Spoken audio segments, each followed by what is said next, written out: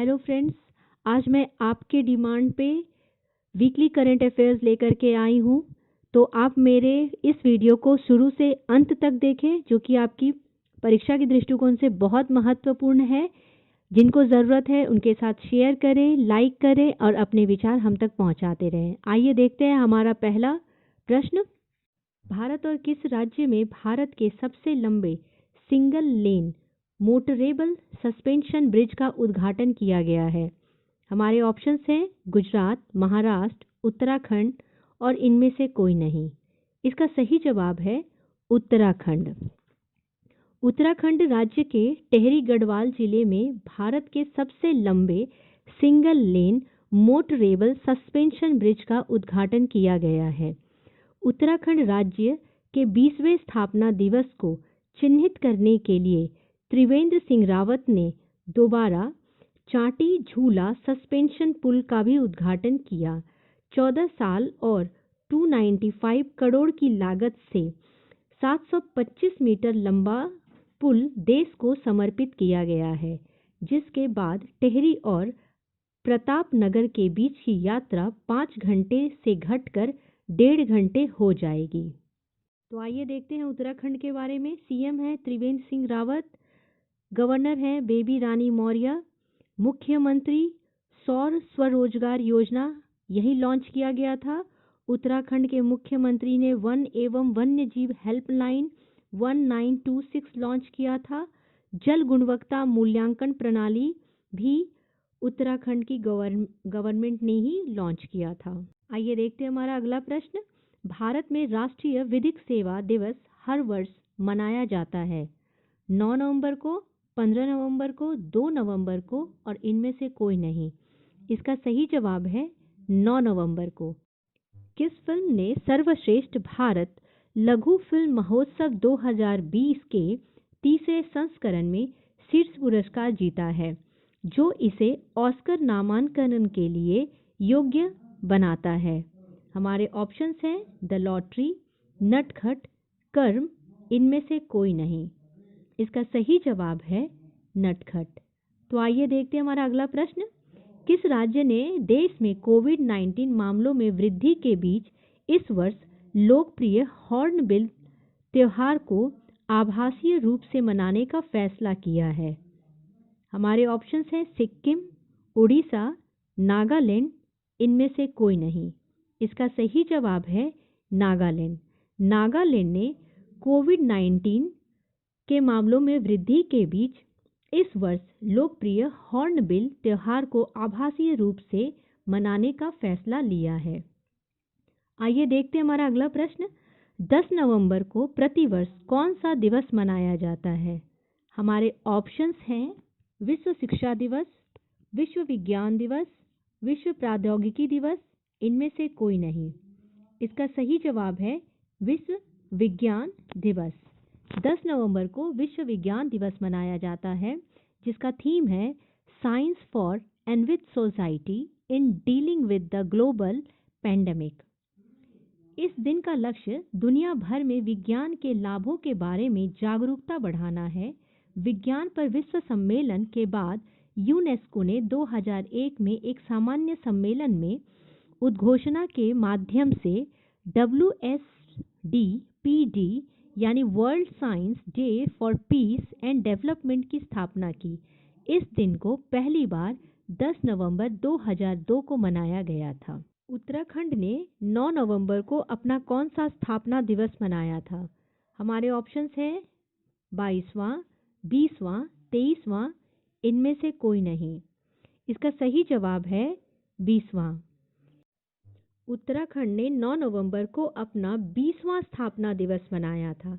और अभी मैंने आपको बताया था उत्तराखंड राज्य के 20वें स्थापना दिवस को चिन्हित करने के लिए त्रिवेंद्र सिंह रावत ने दोबारा चाटी झूला स्पेशल पुल का भी उद्घाटन किया था, जो कि 14 सालों में 295 करोड़ की लागत से 725 मीटर लंबा पुल देश को समर्पित किया है, जिसके बाद टेहरी और प्रतापनगर के बीच की यात्रा 5 घंटे से घटकर 1.5 घंटे की हो गई है। तो आइए देखते हैं और कुछ राज्यों के स्थापना दिवस के बारे में। 1 नवंबर को छत्तीसगढ़, आंध्र आंध्र प्रदेश और हरियाणा ने अपना स्थापना दिवस मनाया था। हरियाणा का ये 65वां स्थापना दिवस था। आंध्र प्रदेश भाषा के आधार पर गठित होने वाला यह पहला राज्य है और 31 अक्टूबर को केंद्र शासित प्रदेश लद्दाख ने अपना पहला स्थापना दिवस मनाया था। अमेजॉन इंडिया ने किस शहर में अपना पहला all women virtual customer service centre खोला है?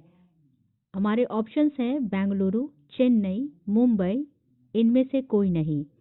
इसका सही जवाब है बेंगलुरु। संयुक्त राष्ट्र की सलाहकार समिति में किस भारतीय महिला राजनयिक को नियुक्त किया गया है? हमारे ऑप्शंस हैं कमला हैरिस, विदिशा मैत्रा, कृष्ण काला, इनमें से कोई नहीं। इसका सही जवाब है विदिशा मैत्रा। वर्ष 2020 की रिपोर्ट के अनुसार भारत विदेशी मुद्रा भंडार में किस स्थान पर रहा? हमारे ऑप्शंस है 5वें, 6ठे, 8वें, इनमें से कोई नहीं। इसका सही जवाब है 5वें। वर्ष 2020 की रिपोर्ट के अनुसार भारत विदेशी मुद्रा भंडार में 5वें स्थान पर रहा। किस राज्य में पहली और आधारित जलापूर्ति परियोजना का शुभारंभ किया है? हमारे ऑप्शंस हैं अरुणाचल प्रदेश, आंध्र प्रदेश, हिमाचल प्रदेश और इनमें से कोई नहीं। इसका सही जवाब है अरुणाचल प्रदेश। आइए देखते हैं अरुणाचल प्रदेश के बारे में। अरुणाचल प्रदेश ऐसा राज्य है जिसने सर्वश्रेष्ठ लिंग अनुपात का रिकॉर्ड दर्ज किया है। दीनदयाल उपाध्याय स्वावलंबन योजना स्टार्टअप लोन स्कीम 2020 राज्य सरकार द्वारा ही निष्पादित किया गया है। Chief minister fellowship programme Arunachal Pradesh के द्वारा निष्पादित किया है, जिसमें सेलेक्टेड लोगों को 70,000 रुपया दिया जाएगा। रक्षा मंत्री राजनाथ सिंह ने BRO द्वारा निर्मित 44 पुल समेत नए चीपू सुरंग का शिलान्यास किया था। सशक्त योजना CM कृषि समूह योजना राज्य सरकार द्वारा ही निष्पादित किया था, जिसका उद्देश्य था डबलिंग फार्मर इनकम। किस राज्य सरकार ने मछुआरों की आजीविका में सुधार के लिए परिवर्तनम योजना लॉन्च की है? हमारे ऑप्शंस है गोवा, केरल, तमिलनाडु और इनमें से कोई नहीं। इसका सही जवाब है केरल। केरल राज्य सरकार ने मछुआरों की आजीविका में सुधार के लिए परिवर्तनम योजना लॉन्च किया है। केंद्र सरकार ने किस राज्य में 24 मेगावाट की जल विद्युत परियोजना का उद्घाटन किया है? हमारे ऑप्शंस हैं मेघालय, उड़ीसा, हिमाचल प्रदेश और इनमें से कोई नहीं। इसका सही जवाब है उड़ीसा। आइए देखते हैं उड़ीसा के बारे में। CM है नवीन पटनायक और गवर्नर है गणेशी लाल। अभी राज्य सरकार ने स्टार्टअप हब स्थापित करने की घोषणा की है। उड़ीसा में नुआखाई उत्सव उड़ीसा में मनाया जाता है। मो जीवन पहल, मो प्रतिभा पहल, कंधमाल हल्दी को GI टैग मिला था। ये उड़ीसा की ही हल्दी है। DRDO ने super sonic cruise missile BrahMos का सफल परीक्षण उड़ीसा में किया था। DRDO ने अभ्यास का सफलतापूर्वक परीक्षण उड़ीसा में किया था। पूर्व स्पीकर शरद कुमार कर का निधन हुआ था, जो कि उड़ीसा के थे। झुग्गी मुक्त राज्य बनाने के लिए स्वयं अपडेशन कार्यक्रम राज्य सरकार द्वारा ही चलाया जा रहा है। कोलिन डिक्शनरी ने अपना वर्ड ऑफ द ईयर 2020 किसे चुना है? हमारे ऑप्शंस है कोरोना, कोविड, लॉकडाउन, इनमें से कोई नहीं। इसका सही जवाब है लॉकडाउन। कोलिन डिक्शनरी ने अपना word of the year 2020 lockdown को चुना है। वित्त वर्ष 2020 में भारत के सबसे उदार व्यक्ति कौन बने हैं? हमारे ऑप्शंस है रतन टाटा, अजीम प्रेमजी, मुकेश अंबानी, इनमें से कोई नहीं। इसका सही जवाब है अजीम प्रेमजी। वर्ष 2020 में भारत के सबसे उदार व्यक्ति अजीम प्रेमजी बने हैं, जो कि विप्रो के संस्थापक हैं और विप्रो एक IT कंपनी है। आलिया जफर किस देश के क्रिकेट बोर्ड में पहली महिला सदस्य के रूप में शामिल हुई हैं? हमारे ऑप्शंस हैं बांग्लादेश, पाकिस्तान, अफगानिस्तान, इनमें से कोई नहीं। इसका सही जवाब है पाकिस्तान। आलिया जफर पाकिस्तान के क्रिकेट बोर्ड में पहली महिला सदस्य के रूप में शामिल हुई हैं। आइए देखते हैं हमारा अगला प्रश्न। किस देश में 120 वर्षों में पहली बार 500 मीटर ऊंचा कोरल रीफ खोजा गया है? हमारे ऑप्शंस हैं ऑस्ट्रेलिया, न्यूजीलैंड, जीलैंडिया, इनमें से कोई नहीं। इसका सही जवाब है ऑस्ट्रेलिया।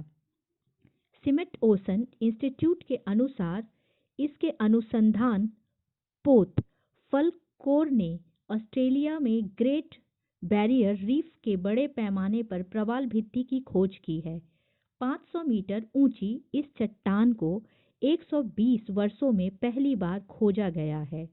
इस संस्थान के अंडर वाटर रोबोट सुबास्टियन को नए रीफ का पता लगाने के लिए तैयार किया गया है। आइए देखते हैं हमारा अगला प्रश्न। किस राज्य के पूर्व मुख्यमंत्री साचामन लिम्बो का निधन हुआ है?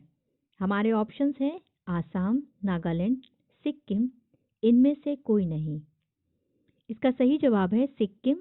सिक्किम के पूर्व मुख्यमंत्री साचामन लिम्बो का निधन हो गया है। आइए देखते हैं हमारा अगला प्रश्न। केंद्रीय प्रदूषण नियंत्रण बोर्ड के अनुसार कौन सा शहर देश में सर्वाधिक प्रदूषित शहर की सूची में शीर्ष स्थान पर रहा? हमारे ऑप्शंस हैं मुरादाबाद, कानपुर, गाजियाबाद, इनमें से कोई नहीं। इसका सही जवाब है मुरादाबाद। तो आइए देखते हैं हम यूपी के बारे में। मुरादाबाद यूपी का एक प्रमुख शहर है। तो आइए देखते हैं यूपी के बारे में। दुनिया भर की कंपनियों का सबसे पसंदीदा निवेश राज्य यूपी बना है। गिद्ध संरक्षण एवं प्रजनन केंद्र की स्थापना यूपी में की गई है। सौर ऊर्जा खेती द्वारा स्वरोजगार के लिए मुख्यमंत्री रोजगार स्वरोजगार योजना शुरू की गई है। कुपोषित बच्चों के परिवार को गाय देने की योजना भी यूपी गवर्नमेंट की ही पहल है।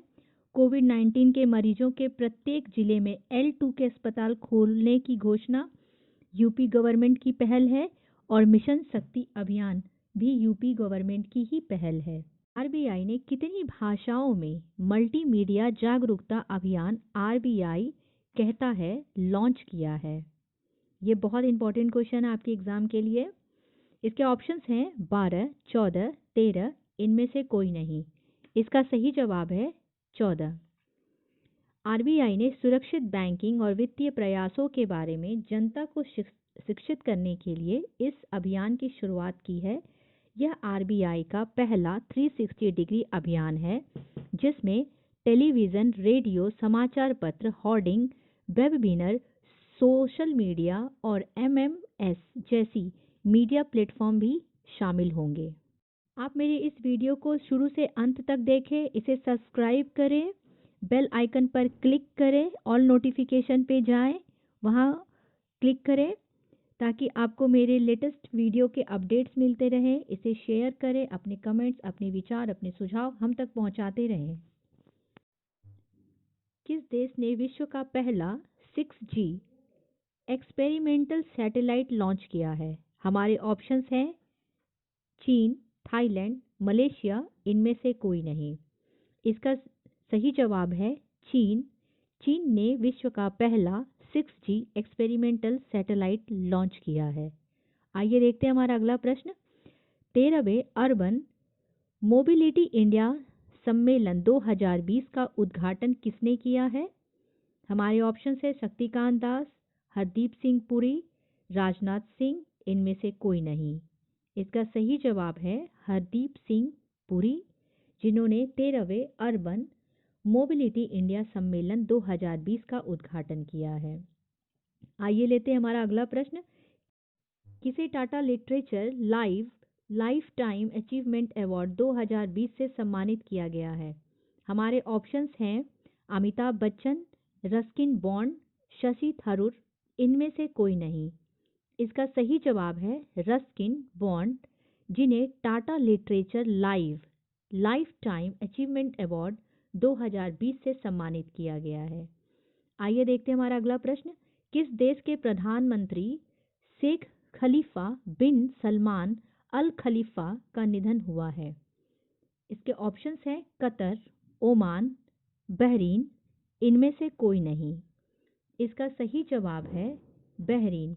बहरीन के प्रधानमंत्री शेख खलीफा बिन सलमान अल खलीफा, जिनका 84 वर्ष की उम्र में निधन हो गया है। आइए देखते हैं हमारा अगला प्रश्न। केंद्र सरकार के नए निर्णय के अंतर्गत ऑनलाइन न्यूज़ पोर्टल अब किस मंत्रालय के अधीन होगा? हमारे ऑप्शंस है बाल विकास मंत्रालय, सूचना मंत्रालय, खेल मंत्रालय और इनमें से कोई नहीं। इसका सही जवाब है सूचना मंत्रालय। आइए देखते हैं हमारा अगला प्रश्न। बिहार राज्य के नए मुख्यमंत्री कौन बने हैं? हमारे ऑप्शंस है तेजस्वी यादव, नीतीश कुमार, चिराग पासवान, इनमें से कोई नहीं। इसका सही जवाब है नीतीश कुमार।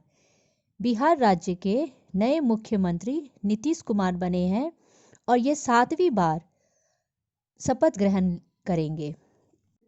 आइए देखते हैं हमारा अगला प्रश्न। प्रवासी नीति सूचकांक में कौन सा राज्य शीर्ष पर रहा है? हमारे ऑप्शंस है आंध्र प्रदेश, यूपी, केरल, इनमें से कोई नहीं। इसका सही जवाब है केरल। केरल प्रवासी नीति सूचकांक में शीर्ष स्थान पे रहा है और वो बहुत सारे चीज़ों पे शीर्ष स्थान पे रहा है। देखते हैं क्या क्या है। सार्वजनिक शिक्षण क्षेत्र में पहला राज्य है जो डिजिटल हो चुका है। पब्लिक अफेयर इंडेक्स 2020 में बड़े शहरों की श्रेणी में केरल प्रथम स्थान पर रहा है। सुशासित राज्यों की श्रेणी में केरल प्रथम व यूपी अंतिम स्थान पर रहा है। वर्ष 2020 का एचुथच पुरस्कार पॉल जाचेरिया को दिया गया था। यह मलयालम लेखक थे और यह केरल सरकार द्वारा दिया जाने वाला सर्वोच्च साहित्य पुरस्कार सम्मान है। राज्य ने देश में MSME के तहत रोजगार प्रदान करने में शीर्ष स्थान हासिल किया है। हमारे ऑप्शंस है केरल, महाराष्ट्र, हिमाचल प्रदेश, इनमें से कोई नहीं। इसका सही जवाब है महाराष्ट्र। महाराष्ट्र के सीएम है उद्धव ठाकरे, गवर्नर है भगत सिंह होशियारी। 11 अक्टूबर भारतीय सेना व राज्य पुलिस के साथ मिलकर आतंकवादी विरोध अभ्यास सुरक्षा कवच का आयोजन किया गया था। मेरा परिवार मेरी जिम्मेदारी स्कीम को महाराष्ट्र गवर्नमेंट के द्वारा चलाया गया था। Indira Gandhi national old age pension scheme भी महाराष्ट्र गवर्नमेंट की पहल है। संजय गांधी निराधार अनुधन योजना भी महाराष्ट्र गवर्नमेंट की ही पहल है। आइए देखते हैं हमारा अगला प्रश्न। ब्राजील और किस देश के बीच द्विपक्षीय बैठक आयोजित की गई? हमारे ऑप्शंस है अमेरिका, भारत, फिलीपींस, इनमें से कोई नहीं। इसका सही जवाब है भारत। विदेश मंत्री डॉक्टर एस जयशंकर और ब्राजील के समकक्ष अर्नेस्टो अरूजो के बीच द्विपक्षीय आभासीय बैठक हुई। दोनों देशों ने विभिन्न मुद्दों पर चर्चा की, जिसमें भारत ब्राजील सामरिक साझेदारी को मजबूत करना और स्वास्थ्य सेवा में सहयोग, आपूर्ति श्रृंखला, लचीलापन, साइबर सुरक्षा आदि शामिल है। उन्होंने भारत को UNSC की आगामी सदस्यता G4 की भूमिका और UNSC में भारत की प्राथमिकताओं जैसे मुद्दे पर चर्चा की। किस देश ने संयुक्त अरब अमीरात को $23.37 बिलियन की उन्नत रक्षा क्षमताओं की बिक्री की मंजूरी दी है? इसके ऑप्शंस है UK, USA, स्पेन और इनमें से कोई नहीं। इसका सही जवाब है USA। विश्व निमोनिया दिवस 2020 कब मनाया गया? इसका सही जवाब है 12 नवंबर को। 2009 से इस घातक संक्रामक बीमारी के बारे में जागरूकता बढ़ाने के लिए इसे हर साल 12 नवंबर को मनाया जाता है। बाल निमोनिया के खिलाफ वैश्विक गठबंधन ने 2009 में विश्व निमोनिया दिवस की स्थापना की। वर्ल्ड हेल्थ ऑर्गेनाइजेशन के रिपोर्ट के अनुसार यह 5 साल से कम उम्र के बच्चों की दुनिया का प्रमुख संक्रामक हत्यारा है। 2020 का विषय चलो चिकित्सा ऑक्सीजन तक पहुंच बढ़ाएं। तो आइए रिवीजन करते हैं कुछ पिछले दिनों को। 1 नवंबर को वर्ल्ड वीगन डे मनाया था। 5 नवंबर को वर्ल्ड सुनामी डे। 7 नवंबर को नेशनल कैंसर अवेयरनेस डे। 8 नवंबर को विश्व शहरीकरण दिवस और 10 नवंबर को world science day for piece and development और 12 नवंबर को हमने निमोनिया दिवस मनाया था। 10 नवंबर को वर्ल्ड साइंस डे जो मनाया उसका थीम था science for and with society in dealing with the global pandemic. आइए देखते हैं हमारा अगला प्रश्न। भारतीय खगोलविदों ने 30 मीटर टेलीस्कोप प्रोजेक्ट पर किसके साथ सहयोग किया है? हमारे ऑप्शंस हैं Greta Thunberg, professor Andrea Ghez, Maria gauge, इनमें से कोई नहीं। इसका सही जवाब है प्रोफेसर एंड्रिया गेज। यह परियोजना भारत, चीन, कैलिफोर्निया, जापान और कनाडा के बीच एक साझेदारी परियोजना है। भारतीय खगोलविदों ने 30 मीटर टेलीस्कोप प्रोजेक्ट पर 2020 के भौतिकीय नोबेल पुरस्कार विजेता प्रोफेसर एंड्रिया गेज के साथ सहयोग किया है। हवाई में दूरबीन लगाई जा रही है। हवाई एक जगह का नाम है, हवाई जहाज इससे संबंधित नहीं है। किस देश ने महात्मा गांधी की 191वीं जयंती को चिन्हित करने के लिए महात्मा गांधी पर एक विशेष संकलन जारी किया है? हमारे ऑप्शंस हैं बांग्लादेश, नेपाल, दक्षिण अफ्रीका, इनमें से कोई नहीं। इसका सही जवाब है नेपाल। नेपाल ने गांधी जी के बारे में एक आख्यान का शीर्षक मेले बुझेको गांधी या गांधी जैसे कि मुझे समझ में आया है संकलन जारी किया है। नवंबर 2020 में द्विभाषीय मोबाइल एप्लीकेशन सेचा समाधान किसने लॉन्च किया है? हमारे ऑप्शंस है नीतीश कुमार, नवीन पटनायक, प्रताप चंद्र सारंगी, इनमें से कोई नहीं। इसका सही जवाब है नवीन पटनायक। उड़ीसा के मुख्यमंत्री नवीन पटनायक ने नवंबर 2020 में द्विभाषी मोबाइल एप्लीकेशन सेचा समाधान लॉन्च किया है। तो आइए देखते हैं उड़ीसा के बारे में। गवर्नर है गणेशी लाल। नुआखाई उत्सव मो प्रतिभा पहल, मो जीवन पहल उड़ीसा सरकार की प्रयास है। डीआरडीओ ने सुपरसोनिक क्रूज मिसाइल ब्रह्मोस का सफल परीक्षण उड़ीसा के व्हीलर द्वीप से किया था। डीआरडीओ ने अभ्यास का सफलतापूर्वक परीक्षण उड़ीसा के व्हीलर द्वीप से किया था। 8 अक्टूबर को परमाणु हथियार ले जाने में सक्षम स्वदेश में विकसित पृथ्वी 2 मिसाइल का सफल परीक्षण रात्रिकालीन यहीं से किया गया था। Sujal drink from tap mission योजना का भी शुभारंभ उड़ीसा गवर्नमेंट के द्वारा ही किया गया था। हाल ही में किस राज्य सरकार ने कोरोना मरीजों की मुफ्त ट्रांसपोर्टेशन के लिए जीवन रेखा ऐप लॉन्च किया है? इसका सही जवाब है दिल्ली सरकार ने। दिल्ली सरकार ने कोरोना मरीजों की मुफ्त ट्रांसपोर्टेशन के लिए जीवन सेवा ऐप लॉन्च किया है। आइए देखते हैं हमारा अगला प्रश्न। निम्न में से किसने हाल ही में 116 जिले में 3 लाख प्रवासी श्रमिकों के कौशल परीक्षण कार्यक्रम की शुरुआत की है? हमारे ऑप्शंस हैं केंद्र सरकार, शिक्षा मंत्रालय, योजना आयोग, इनमें से कोई नहीं। केंद्र सरकार ने हाल ही में 116 जिलों में 3 लाख प्रवासी श्रमिकों के कौशल परीक्षण कार्यक्रम की शुरुआत की है।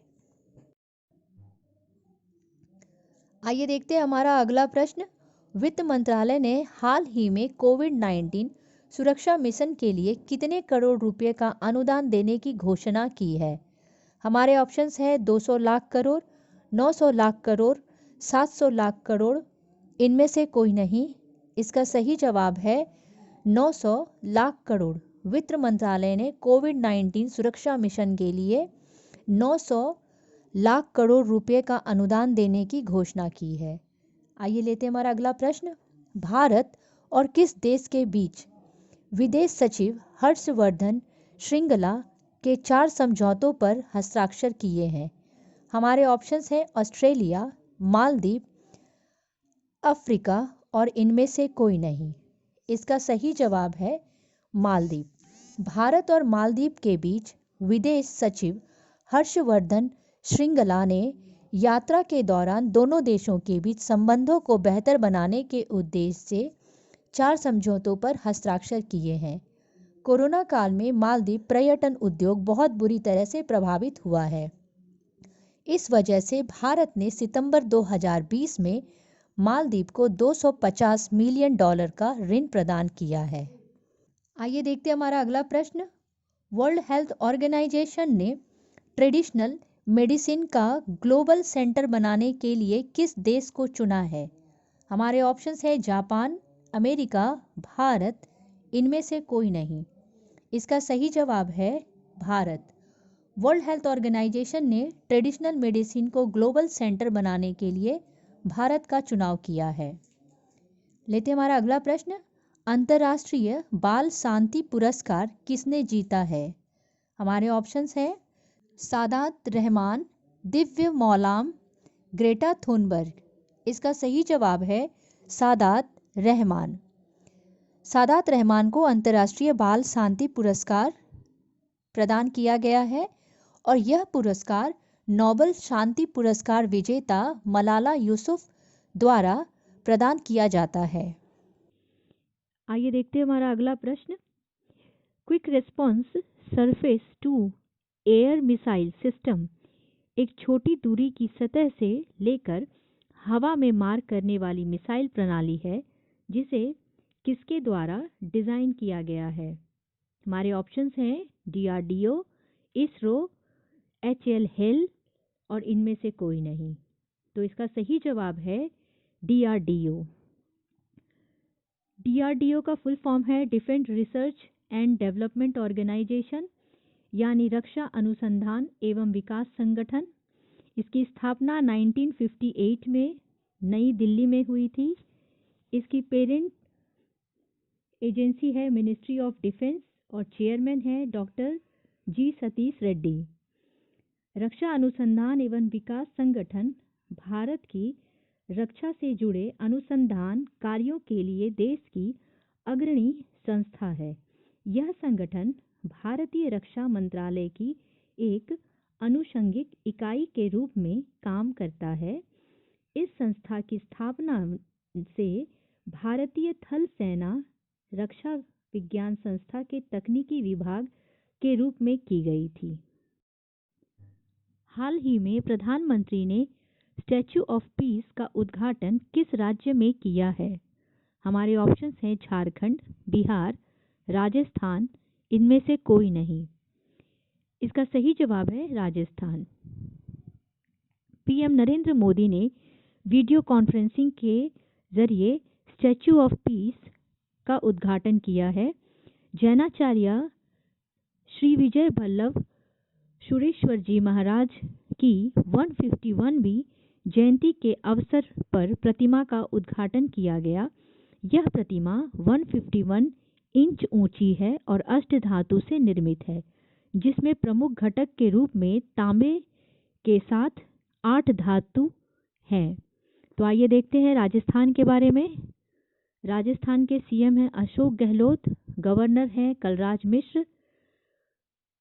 कुछ दिन पहले एडीबी ने राजस्थान को जलापूर्ति के लिए $30 मिलियन का ऋण दिया था। मोक्ष कलश योजना 2020 25 सितंबर को राजस्थान सरकार द्वारा लॉन्च किया गया था। आइए देखते हैं हमारा अगला प्रश्न। प्रेरणा स्थल का उद्घाटन कहाँ हुआ है? हमारे ऑप्शंस हैं गोवा, विशाखापट्टनम, कोचीन, इनमें से कोई नहीं। इसका सही जवाब है विशाखापट्टनम। विशाखापट्टनम में प्रेरणा स्थल का उद्घाटन किया गया है। आइए लेते हैं अगला प्रश्न। नवंबर 2020 में बड़ौदा में भारतीय रेलवे के राष्ट्रीय रेल और परिवहन संस्थान NRIT ने कितने नए शैक्षिक कार्यक्रम शुरू किए हैं?